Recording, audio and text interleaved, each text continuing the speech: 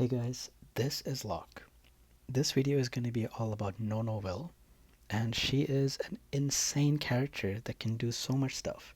Um, she is, well, just to talk about it, she has two different ways of shutting down enemies completely. Not just one. One way is Celestial Song, but there's another way she can do it all by herself, shut down enemies. She is a permanent buffer debuffer on your team. She can, like, the entire game without any cooldown, she can completely buff your allies, completely debuff your enemies. Not like every single debuff and buff, but you know what she does, she can do really well. She is able to, in PvP, get the Chariot card on the very first turn. She is an insane addition to any team, and I feel like I have done a disservice when I did my first video talking about her. So hopefully I can make that right in this video. And let's just get to it. I will go and show you an example.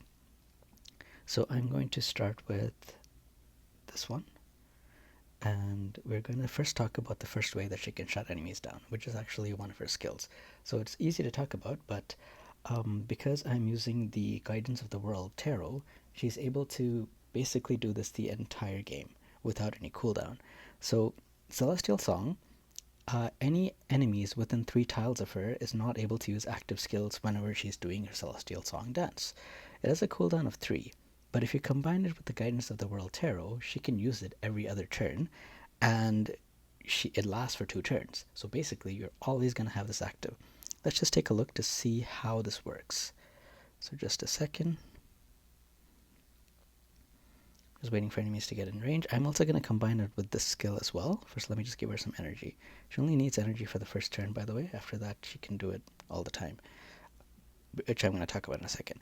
But so this skill also additionally gives vulnerable as well. If you combine it with this one, it makes for a really strong combination. Just take a look. So I'm going to do this, and now all these enemies that are attacking me can only use their single target skills. And one of the secondary effects of her song is that she also gives healing to herself and allies. So although they can only do these regular attacks, you're also healing yourself as well. So it makes, you have dodge, you have AoE negation once every 2 turns at the first star. So she becomes a really hard to kill character as well. She's quite the survival. And as you can see, now her song is ending, but as her song is ending, she can use this again. She can basically permanently use the skill for the entire fight. Right? So that's one way of shutting enemies down. So I'm going to talk about the second way, and just let me get out of here to talk about it. So if you're in a PvP fight, right, and you see that your enemy picked Nonowill, so what are you going to do? You don't want to get the attack negative effect on yourself, so you bring the Fancy Hat. The Fancy Hat will basically negate, it has given you immunity to disrupt, so it'll negate the effect of the active skills. So you're bringing heroes that is able to basically not be bothered by the Celestial Song. So you're like, yes, I was able to outsmart this person that's bringing Nonowill. You get into the game, and you see that they've set up Nonowill like this, and you're wondering, what the heck? They don't even have Celestial Song. That's because using this build, they're still able to bypass your Fancy Hat and still shut you down. And I'll show you how to do that. This is also very effective in PvE as well, which I'm actually going to show you right now. I'm going to use a PvE stage to get my point across. So I'm going to fight against these guys, which are tanks. So they're going to do more damage to her, but she's just going to shut them down. And for ease of use, I'm also going to use Iana to speed things up a bit, but you can also do it, without anyone. And I will show you how. So I'm just going to use her to give 1 energy here. And so let's just talk about what her skills do. This one, whenever she attacks, she infects 1 stack of infection. If there's 5 or more stacks, they sleep. You inflict sleep for 1 turn. This attack, in an AoE, you perform 3 hits. So that's 3 stacks of infection. So if you combine the 2 of them together, and by the way, you can use this skill to get longer reach. Like if you are combining it with Iana like I am, of course Iana can reach this spot right here to buffer, but I can just do this and I'll be back where I start. So I'm keeping both Iana and Nonowill out of range of enemies as well while I'm doing this. Let's take a look. So she goes back, and now Iana's turn. I mean, I don't have to use Iana. I could just use the urgent order and make her take the turn first next turn and do the same thing, which I'm going to do anyway right now to give her extra energy. But just watch.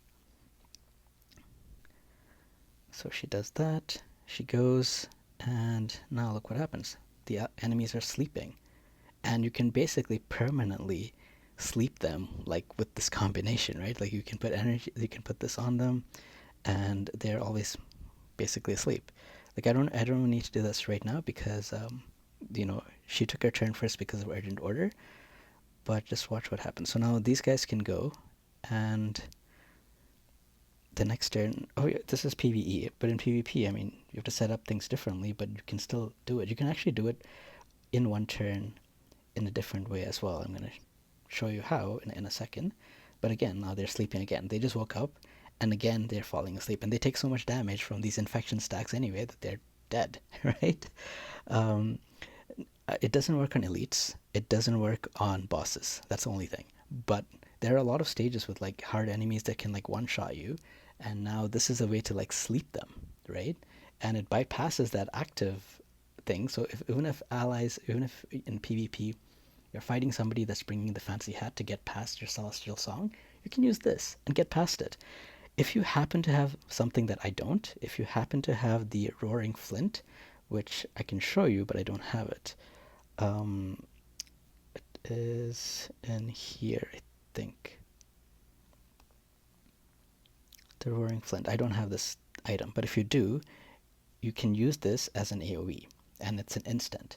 So use this, and then you use the 3-hit combos. That's the 1,000 blades. So that's already 4 stacks of infection, right?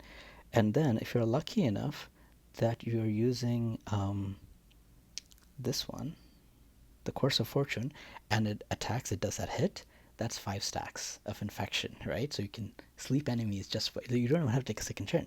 But of course you have to be lucky enough to get the Wheel of Fortune to do that attack. But still, that's an insane combo, right?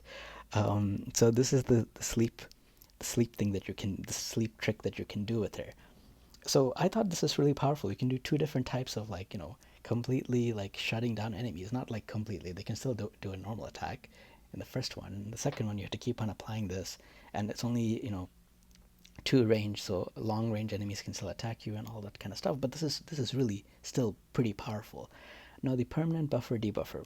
Let's go back to the first skill. If you're using this Celestial Song, it also gives you and allies within 5 tiles regeneration 2, which increases HP by, it recovers HP by 20% every turn. And remember, with the Guidance of the World Tarot, this effect doesn't end. So for the entire game, you're recovering HP by 20% while shutting enemies down from using their skills. And it also gives you immunity to attribute debuff, which is actually pretty strong because there are a lot of enemies these days that are casting healing. They shut down your healing from some skill or another, or they also inflict like speed down or vulnerable down or even like defense down. And this is going to negate it. And again, for the entire game, right? As long as you're within 5 spaces of Nonowill, you can have her do this and completely negate all those effects for the entire game with no cooldown, as long as you're using the Guidance of the World Tarot. So that's pretty strong. And if you are doing something like that, like if you are using Celestial Song and the Enchanting Shadow, depending on your teammates, you can also bring her leader skill as well if you want to, right? Especially if you're bringing, like, say, Beryl. This is going to increase the skill damage that you do by 10% in addition to, the 10% of attack. So that does add up to quite a bit. And Ballista also is a very strong attacker. You combine that with him, and he's going to do even more crazy, insane damage. But let's talk more about her debuff potential, because it actually is quite surprising once you look at the numbers. At least I was surprised. Maybe you won't be surprised. I don't know. We'll see. But I'm going to fight against an enemy that will be the same type as her. So they're both Seekers, so that there's no... okay, that's fine. Oh, actually, I'm going to take this out to not disrupt that. Okay, so they're both Seeker types, so there's no class advantage. So let's just take a look at her damage and how much more damage you get from vulnerable. Okay, so her normal hit does 2,268. Okay, now if you combine that with the vulnerable debuff, now she will do 3,099 damage. If you math it out, that's actually an increase of 37%. It says 30%, but it actually, I don't know why it's 37 and not 30, but it actually increases the damage by 37%. If you combine it with Warhorn, so let's just take a look at what Warhorn, War, I have trouble with like V and W words sometimes. Warhorn. So with the with that debuff on, now she does 4,851 damage. That is an increase of 1 second. I'll tell you. That is an increase of 113% of damage. Okay, so this is a very strong ability, obviously, especially for boss fights. However, if you combine that with this skill, now she does 6,306 damage, which is an increase of, let me just type that out, 6,306 minus that, sorry, I'm writing in Excel to show you what the math is and I'm making mistakes. So this divided by that minus 1, that is an increase of 178%. That is pretty insane. So a lot of if you've seen a lot of clear videos where she is what's it called, where like Nonowill is able to do like massive damage to the boss in a couple of turns, most of the time it's because you're combining it with this with her vulnerable 3 debuff, which increases the damage you take exponentially. Like 113 to 178 is a huge difference, right? So like, and she's basically able to keep applying this. Like this lasts for 2 turns, and the build I just showed you, right? The build um, with the guidance of the world, so she's able to use this every other turn. You're basically able to completely keep on debuffing this boss or whoever you're attacking, including elites and bosses, for the entire game. There's a lot of like debuffs or this and that that works on enemies but not bosses and not elites. That's just the nature of the game. But vulnerable does affect enemies as well. It does affect bosses and elites, so you can use this on basically anyone. So this is a really strong debuff to apply. And you also get you get dodge. You increase your own survival, right? Dodge basically negates one single target attack from enemies, but her trait allows her to also get Veil, which basically negates the damage from AoE attack. So she's able to negate the damage from one AoE attack and one single target attack, right? So she has some crazy survival skills. Now the last thing I want to show you with her is how to get the card in PvP. And I'm actually going to show you a fight that I did in one of the tournaments against someone, and I was able to use her to get the card in the very first turn. I ended up losing the next 2 fights to this guy, but anyway, that's not the point. Let's just take a look to see what she does.